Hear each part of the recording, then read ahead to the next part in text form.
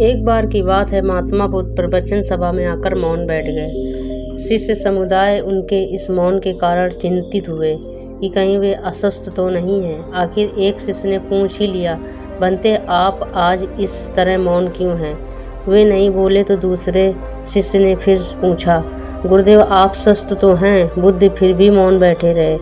इतने में बाहर से एक व्यक्ति ने जोर से पूछा, आज आपने मुझे धर्म सभा में आने की अनुमति क्यों नहीं दी? बुद्ध ने कोई उत्तर नहीं दिया और आंखें बंद कर ध्यानमग्न हो गए। वह बाहर खड़ा व्यक्ति और जोर से बोला, मुझे धर्म सभा में आने क्यों नहीं दिया जा रहा है? धर्म सभा में बैठे शिष्यों में से एक ने उसका समर्थन करते हुए कहा, बनते उसे धर्म सभा में आने का अनुमति प्रदान की जाए। महात्मा बुद्ध ने आंखें खोली और बोले, नहीं, उसे अनुमति नहीं दी जा सकती क्योंकि वह अछूत है। अछूत मगर क्यों?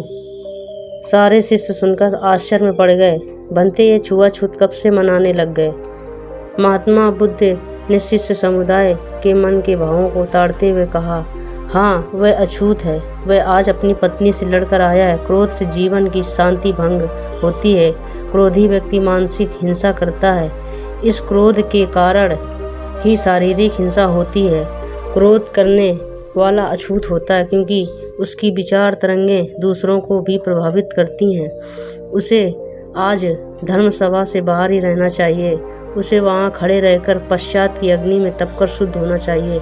शिष्यगण समझ गए कि अस्पृश्यता क्या है और अछूत कौन है। उस व्यक्ति को भी बहुत पश्चात हुआ। उसने कभी भी क्रोध न करने का प्रण लिया। बुद्ध ने उसे धर्म सभा में आने की अनुमति प्रदान की।